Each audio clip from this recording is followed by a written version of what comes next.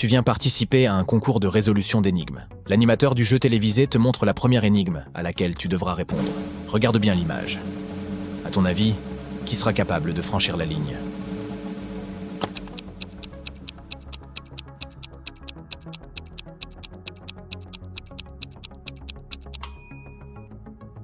Il faut se rendre à l'évidence, c'est l'homme de gauche.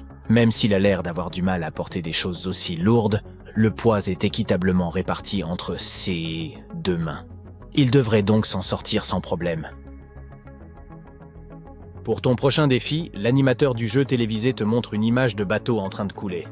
À ton avis, quel bateau coulera en premier ?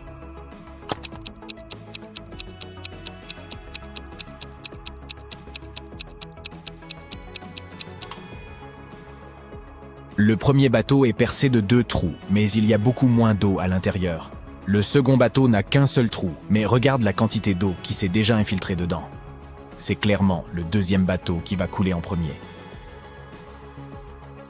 Puisque tu as réussi les 2 premiers rounds, le troisième sera un peu plus difficile. Ken faisait du roller quand il est tombé et s'est cogné la tête.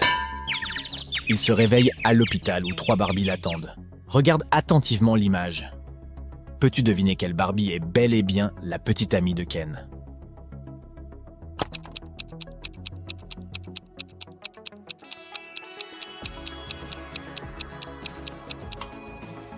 C'est une question délicate.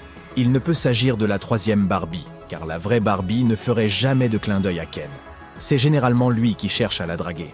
Ce n'est pas non plus la deuxième Barbie, car elle ne se maquillerait jamais devant lui. Il ne nous reste donc que la première Barbie, qui doit être sa petite amie. Elfin est une auberge de jeunesse célèbre en Espagne. Elle est surtout connue pour ses douches amusantes. Mais quelque chose ne semble pas normal sur cette image. Regarde bien et essaye de deviner ce que c'est.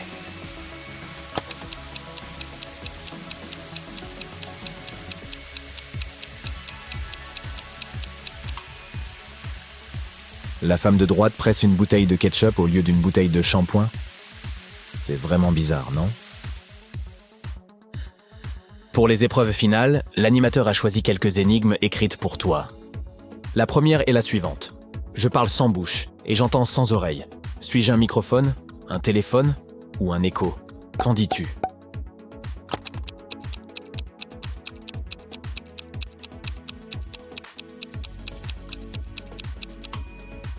La réponse est l'écho. L'écho. L'écho. Je ne suis pas vivant, mais je peux grandir. Je n'ai pas de poumons, mais j'ai besoin d'air. Que suis-je ? Un arbre, du feu ou des nuages ?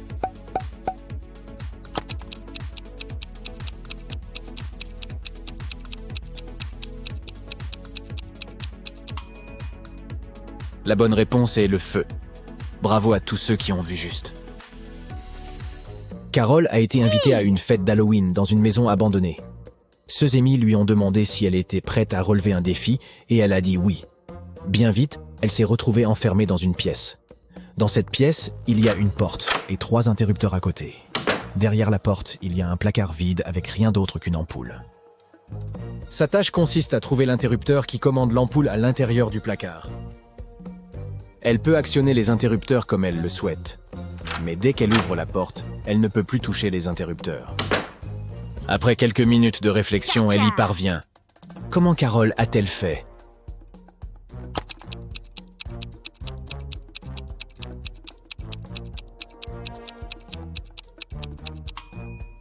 D'accord, allons-y pas à pas. Elle a actionné l'interrupteur numéro 1 et a attendu quelques minutes. Elle l'a remis en position d'arrêt et a immédiatement actionné l'interrupteur numéro 2. Elle a ensuite ouvert la porte et vérifié la lumière. L'ampoule était éteinte. Elle a donc découvert que ce n'était pas l'interrupteur numéro 2 qui contrôlait la lumière. Elle a donc décidé de toucher l'ampoule, pour tester si elle était chaude ou froide. Si l'ampoule avait été froide, cela aurait signifié que c'était l'interrupteur numéro 3 qui la contrôlait. Mais l'ampoule était chaude. Cela signifiait donc que l'interrupteur numéro 1 contrôlait cette ampoule. Bravo, Carole. Pour retourner à la fête, Carole doit résoudre une autre énigme. Il y a 2 sabliers devant elle. Un sablier mesure 7 minutes et l'autre 4 minutes. Elle doit chronométrer 9 minutes en utilisant les 2 sabliers. Comment peut-elle y parvenir ?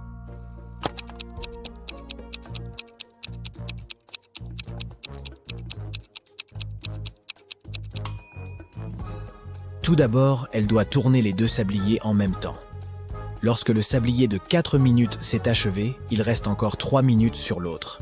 Elle retourne à nouveau le sablier de 4 minutes. Lorsque le verre de 7 minutes est vide, il reste 1 minute dans l'autre sablier. Et une fois le sablier de 4 minutes vidé, il reste 1 minute de sable dans la partie inférieure du sablier de 7 minutes. Elle le retourne à nouveau, de sorte qu'il reste 1 minute de sable en haut du sablier. Lorsque la minuterie de 7 minutes est à nouveau vide, 9 minutes se sont écoulées au total. Anna s'est assise pour regarder sa série préférée. Elle a préparé du pop-corn, allumé la télévision et s'est installée confortablement pour regarder toute une saison. Son chat Poivron s'est assis à côté d'elle. Mais après 5 minutes de visionnage, Anna s'est soudainement évanouie. Regarde l'image. Peux-tu deviner ce qui s'est passé ?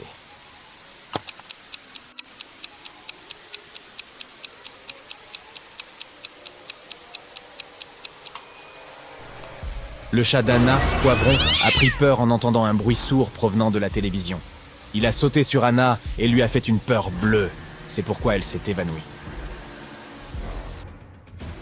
Observe cette scène. Selon toi, qui a le plus de chances de survivre ?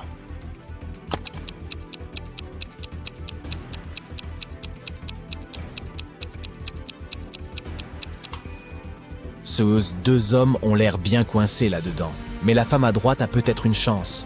La corde semble un peu lâche autour de son corps. Elle pourrait essayer de la secouer, puis utiliser ses mains libres pour détacher ses chevilles. Béatrice a débarqué à New York avec des objectifs professionnels très ambitieux. Mais la première chose qu'elle doit faire après son arrivée en ville est de rejoindre son appartement. Il y a plusieurs possibilités pour se rendre de l'aéroport à son nouveau logement. Mais Béatrice décide d'économiser de l'argent et de prendre le bus. Elle doit acheter un billet pour $10. Mais un beau garçon surgit de nulle part et lui propose une bien meilleure offre. Il dit que ses projets ont changé et qu'il n'a plus besoin de son ticket de bus. Il lui propose de le lui vendre pour $6. Béatrice accepte et lui donne l'argent. Mais cela s'avère être une grossière erreur. Pourquoi ?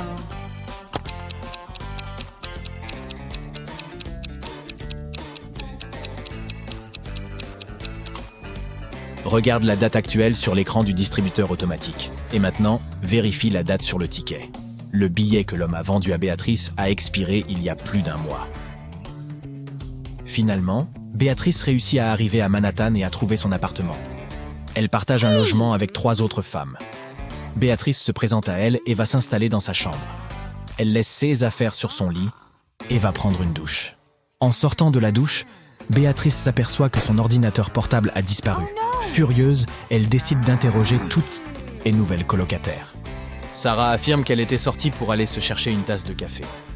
Elle dit même à Béatrice de demander au portier de leur immeuble, puisqu'il l'a vue sortir. Kelly répond qu'elle a fait une sieste l'après-midi avec ses écouteurs sur les oreilles. Elle ajoute qu'elle n'a rien entendu, ni vu d'étrange à l'intérieur de l'appartement. Ursule affirme qu'elle est allée sur le toit de l'immeuble pour prendre quelques photos de la ville, puisqu'elle est photographe professionnelle. Peux-tu deviner qui ment ici ?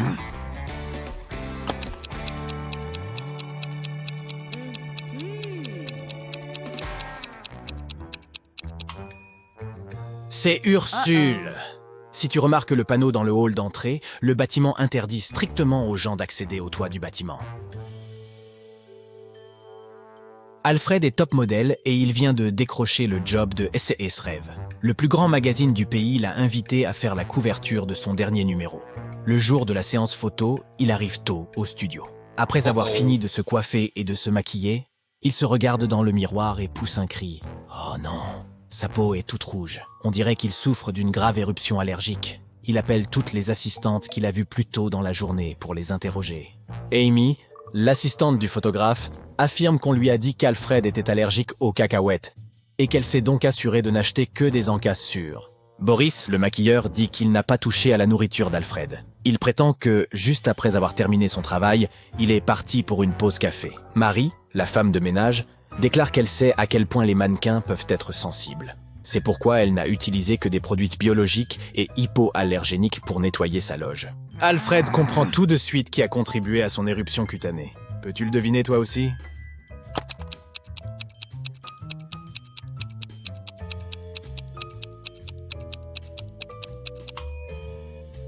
C'est bien Boris. Oh. Certes, il n'avait pas accès à la nourriture d'Alfred, mais il est le seul à avoir touché son visage ce jour-là. Lily est en train d'enregistrer un numéro de danse pour sa page sur les réseaux sociaux lorsqu'un énorme portail s'ouvre et l'avale tout entière. Tout ce qu'elle sait ensuite, c'est qu'elle est coincée à l'intérieur d'une grande caverne. Tout à coup, un grand génie apparaît. Il lui dit qu'elle ne sera autorisée à partir que si elle trouve un moyen de sortir par elle-même.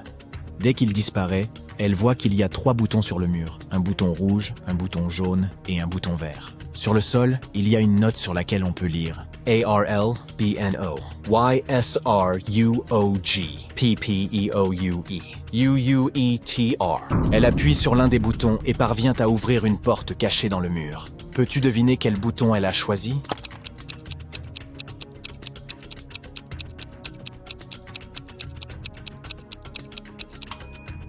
Le bouton rouge. Elle déchiffre les mots de la note et découvre qu'il est écrit « Appuyez sur le bouton rouge ». Dès qu'elle a appuyé sur le bouton, Lily est transportée dans un monde de réalité virtuelle. Une intelligence artificielle l'accueille et lui montre 3 portes. Elle lui annonce qu'une seule porte la mènera à la liberté. Elle lui explique que derrière la première porte se trouvent des Pac-Man affamés qui attendent juste que quelqu'un pénètre à l'intérieur. Derrière la deuxième porte, il y a des rollers maudits. Une fois qu'on les enfile, on ne peut plus jamais les enlever. De plus, ils disposent de leur propre volonté et finissent par t'emmener dans les endroits les plus sombres.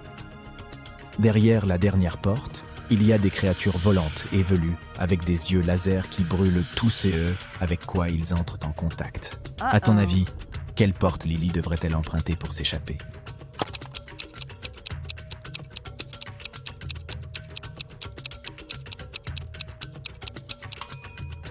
Eh bien, elle devrait choisir la deuxième porte, parce qu'elle ne sera jamais obligée de mettre cette paire de rollers.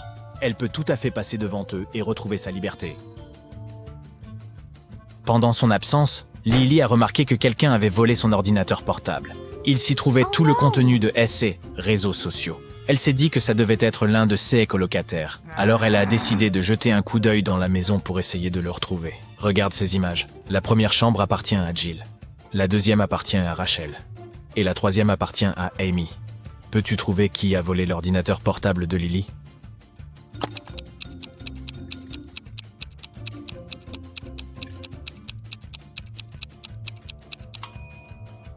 Si tu regardes bien, le chat de Rachel dort sur quelque chose qui ressemble vraiment à un ordinateur portable. Ce doit être elle. Vous êtes un motard rapide et furieux sur une île tropicale. Vous trouvez une nouvelle moto en ligne et appelez le vendeur pour organiser un essai. Plus tard dans la journée, vous arrivez au point de rendez-vous et voyez 2 gars avec 2 motos identiques. L'un d'eux est le vendeur avec qui vous avez parlé, et l'autre est un escroc qui veut vous vendre un véhicule volé. Qui vous trompe.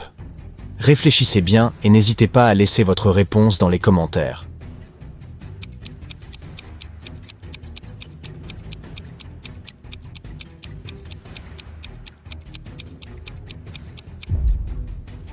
Il y a le logo du magasin de moto dans le texto du vendeur. Le gars à droite porte une casquette avec le même logo. Ce doit donc être le représentant officiel du magasin.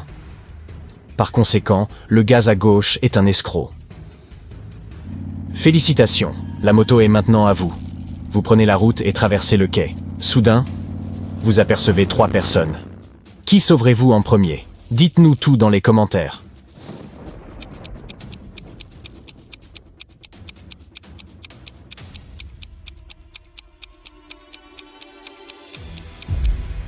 L'ado joue avec un serpent à sonnette, ce qui a l'air plutôt dangereux. Heureusement, il n'est pas réel. Vous voyez ? Il y a un code-barre dessus, c'est donc juste un jouet. La dame est sur le point de sauter dans une mer pleine de requins. Mais regardez bien, elle ne fait que poser. Son petit ami est en train de filmer une vidéo. C'est le seul qui a besoin d'être sauvé parce qu'il se tient sur du vieux bois pourri. Il est sur le point de s'effondrer. Il risque donc de finir au milieu des requins.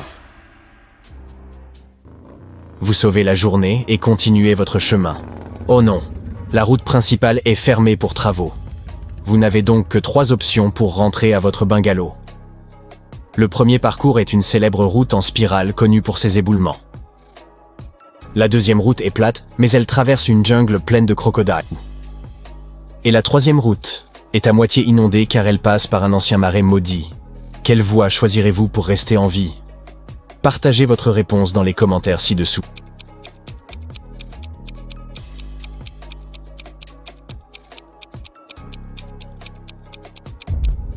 Jetez un œil plus attentif à la deuxième route. Le panneau indique « Ferme de crocodiles ». Ça veut dire que les crocos vivent sous surveillance. C'est donc le choix le plus sûr. Vous choisissez le deuxième itinéraire et décidez de visiter la ferme des crocodiles. Voyons si vous êtes perspicace. Qui est en danger ici? Écrivez votre réponse ci-dessous avant tous les autres détectives de Sympa.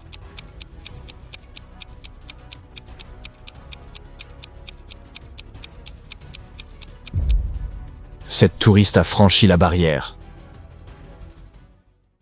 Le nom de la touriste est Mimi. Vous l'aidez à repasser la barrière en toute sécurité. Mais dans son mouvement, elle s'égratigne la jambe. Vous emmenez donc Mimi à l'hôpital le plus proche. Est-ce que vous voyez quelque chose de louche ici? Si vous avez trouvé, partagez votre réponse.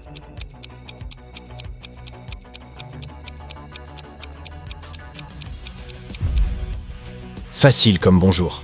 Le pare-brise de cette ambulance est recouvert de peinture blanche. Vous entrez dans le bâtiment et vous tombez sur 3 chirurgiens dans le hall. Quel docteur est dangereux? Ne laissez pas l'imposteur s'échapper. Partagez votre réponse.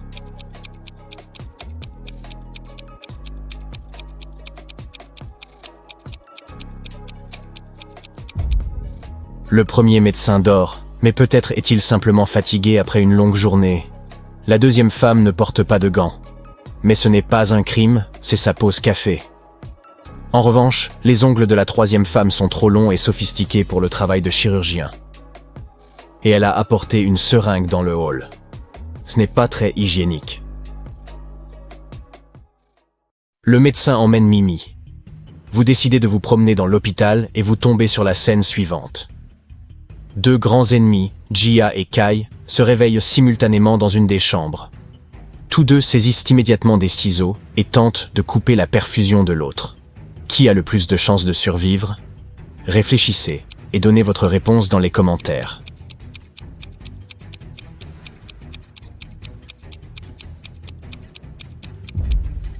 La personne dont le goutte à goutte est coupé le plus loin du bras a plus de chances de survivre. Parce qu'ainsi, elle recevra encore son médicament un moment, et notre héros gagnera un temps précieux avant l'arrivée des médecins. Ce sera donc certainement Jia. Vous mourrez de faim, alors vous vous dirigez vers la cafétéria. Trop tard, elle est déjà fermée. Oh, regardez, ce kiosque est encore ouvert. Il reste 3 hamburgers, mais seulement l'un d'entre eux n'est pas dangereux. Cliquez sur « J'aime » si vous savez quel hamburger est empoisonné.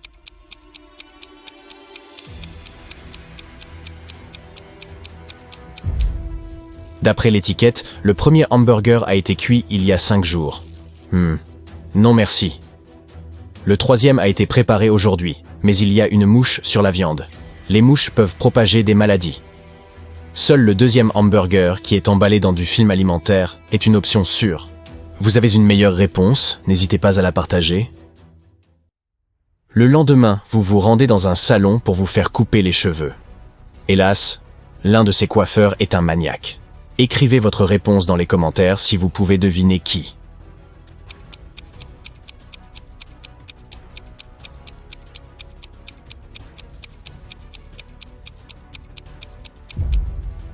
C'est le deuxième coiffeur. La technique de coupe avec du feu est plutôt courante de nos jours. Mais il cache aussi une hache dans sa poche, ce qui est loin d'être normal. Démasqué. Votre coupe est terminée. Maintenant, c'est le moment de discuter avec vos amis. Ils vous envoient des selfies. Sally se prépare à faire du parachutisme. Bobby suit un cours de yoga. Et Caleb fait du quad dans le désert. Qui a le moins de chances de survivre?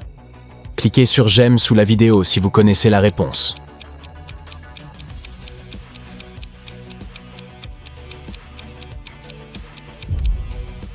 Bobby est tordu dans une position incroyable, mais son professeur surveille bien son dos.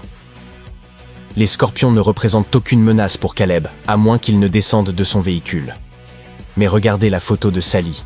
Il y a de la foudre dans le ciel. Faire du parachutisme pendant un orage est dangereux.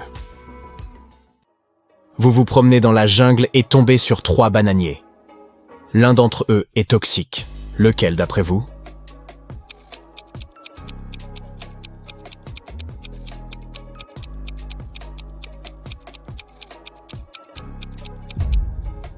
Bien. Le premier semble mauvais à première vue parce que ces bananes ont noirci. Mais ça ne signifie pas qu'elles sont toxiques.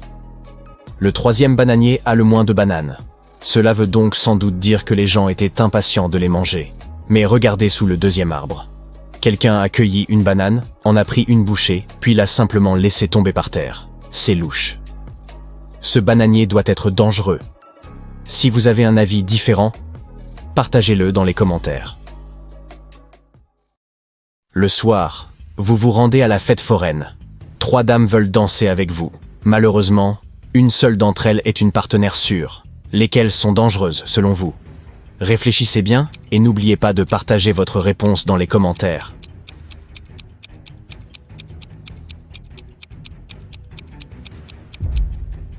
Bien que la première dame porte un joli masque de lapin, c'est une voleuse. Elle est en train de voler un téléphone dans la foule. Regardez attentivement la 3e dame. Une bouteille cassée dépasse de sa poche. Danser près d'elle est plutôt dangereux. Voilà, vous pouvez danser avec la 2e dame. Vous avez le choix entre 3 chemins. Le premier est recouvert de braises ardentes. Le second, de vers et de crapauds dégoûtants. Et le 3e, de belles roses. Quel chemin choisirez-vous? Dites-nous tout dans les commentaires.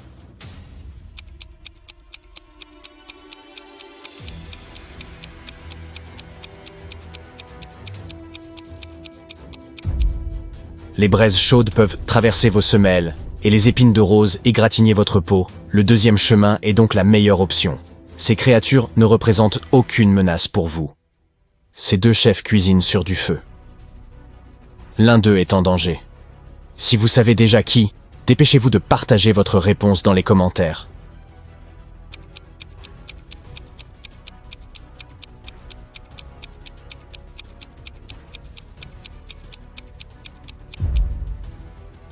Bien, regardez attentivement le premier cuistot.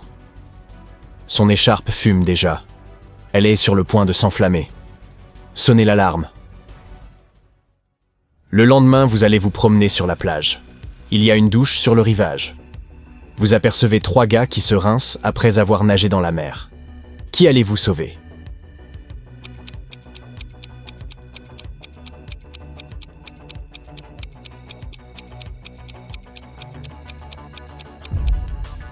Le 3e gars est en danger. Regardez la bouteille qu'il utilise pour se laver les cheveux. C'est de l'eau de Javel. Une très mauvaise idée. Cliquez sur j'aime si vous aviez deviné. Un jour, Marcus rentrait chez lui du travail. Il y avait une panne de courant dans la ville et tout était plongé dans l'obscurité. Soudain, il entendit des pas. Quelqu'un courait derrière lui. Il commença à se retourner pour en avoir le cœur net.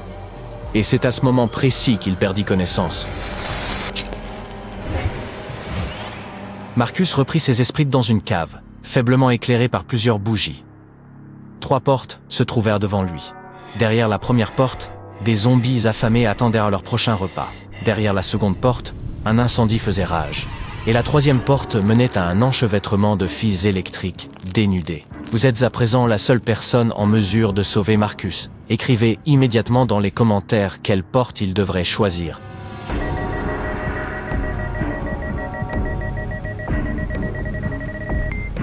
Comme vous vous en souvenez peut-être, il y a une coupure de courant dans la ville. Ainsi, ces fils électriques sont totalement inoffensifs pour le moment. Marcus devrait passer par la 3e porte.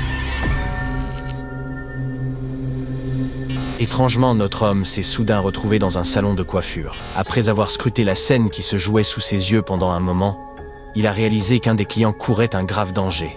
Écrivez de qui il s'agit dans les commentaires ci-dessous et prouvez que vous êtes aussi intelligent que Marcus.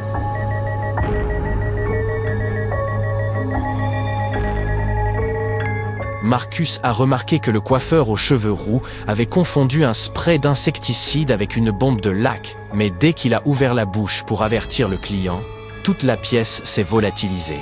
Il ne s'agissait que d'un hologramme. Quelqu'un jouait-il avec les nerfs de Marcus?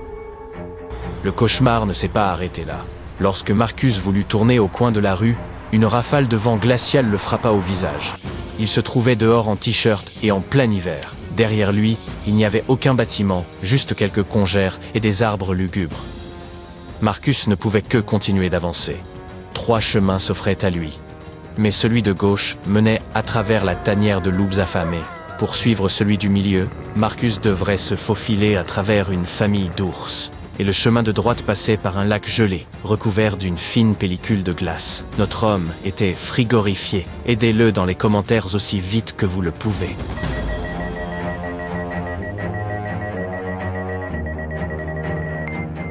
Marcus devrait choisir le chemin du milieu. C'est l'hiver, et les ours hibernent la plupart du temps pendant cette saison. S'il parvenait à rester discret, il ne les réveillerait pas et ressortirait de la forêt en toute sécurité.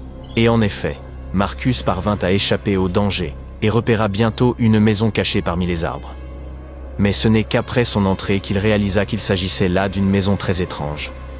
L'indice principal était ces 4 portes qui n'attendaient que lui. Derrière la première porte se trouvait un bassin infesté de piranhas. La seconde porte menait à un pic montagneux. Dès que quelqu'un y mettait les pieds, une avalanche s'abattait sur lui. Derrière la troisième porte, il y avait des fils électriques, suspendus à 1 mètre au-dessus du sol et quelques traces humides par terre. Et derrière la 4e porte, il n'y avait qu'une petite pièce avec une seule fenêtre donnant sur le 58e étage. Rien d'autre. Écrivez votre choix dans les commentaires ci-dessous. Plus vite que les autres détectives s'y passent.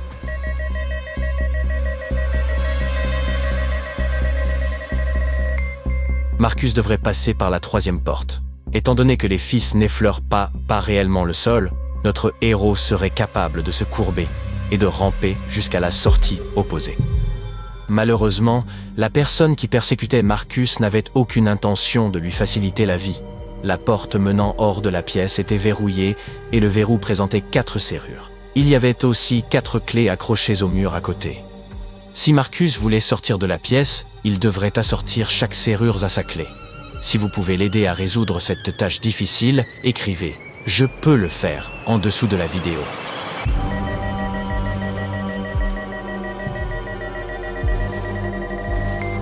Regardez l'embout de ces clés, elles se terminent toutes par une forme avec un nombre de côtés différents. Et l'astuce ici est que le nombre de côtés doit correspondre au chiffre de chaque serrure. Marcus était enfin sorti de cette pièce effrayante, mais ses aventures étaient loin d'être terminées.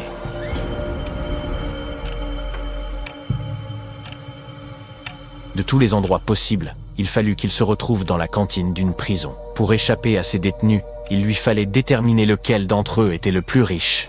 Pouvez-vous aider Marcus?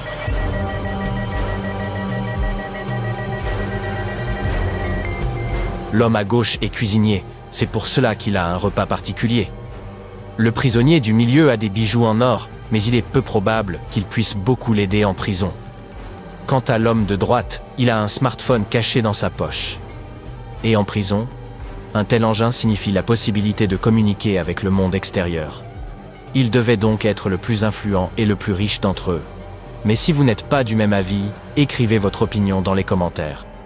Pauvre Marcus, pour sortir de la cantine de cette prison, il devait encore choisir la sortie la plus sûre. Mais elles semblaient toutes aussi terrifiantes l'une que l'autre. La première menait à la tanière d'un horrible dragon. La seconde, à une pièce remplie de lave en fusion. Et pour entrer dans la 3e pièce, Marcus devrait se faufiler à travers des rayons laser plus tranchants que des rasoirs. C'est un choix difficile. Dites à Marcus dans les commentaires quelle voie il devrait choisir.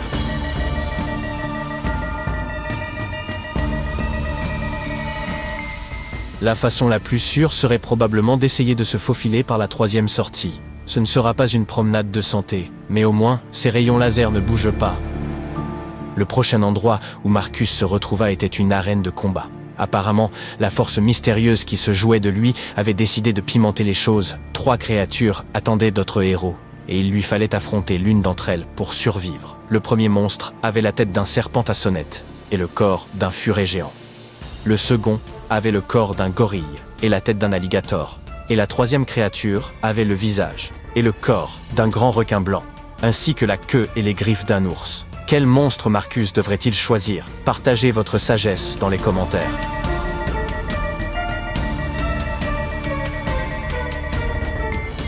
Les deux premiers monstres risquent d'être des adversaires extrêmement dangereux.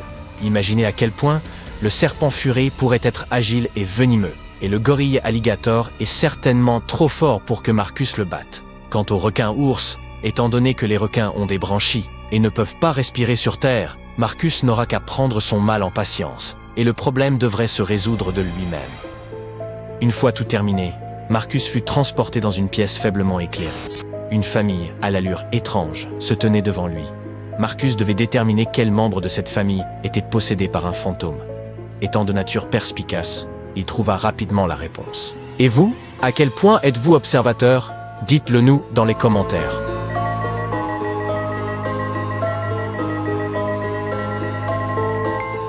Il faut bien admettre que cette femme a l'air plutôt effrayée, mais elle n'est pas possédée pour autant. Elle s'est juste étouffée avec de la nourriture et a du mal à respirer. Cet homme porte des lunettes noires alors qu'il est en intérieur. C'est suspect, sauf qu'il est aveugle. Vous voyez cette canne blanche caractéristique juste à côté de lui? C'est la grand-mère qui est possédée. Il y a une trace d'ectoplasme qui traverse toute la pièce dans sa direction. Après être parvenu à résoudre cette énigme, Marcus se retrouva dans la jungle. Après des heures de marche, il arriva à un endroit où le chemin se divisait en 3 sentiers plus petits. Le premier menait à un volcan actif, avec de la lave incandescente qui boulonnait dans son cratère. Si Marcus choisissait le second chemin, il déboucherait dans une clairière grouillante de chauves-souris venimeuses, et le troisième chemin se terminait dans un marécage engloutissante, quiconque y mettait les pieds. Si vous savez où notre héros doit se rendre, dites-le lui dans les commentaires, s'il vous plaît.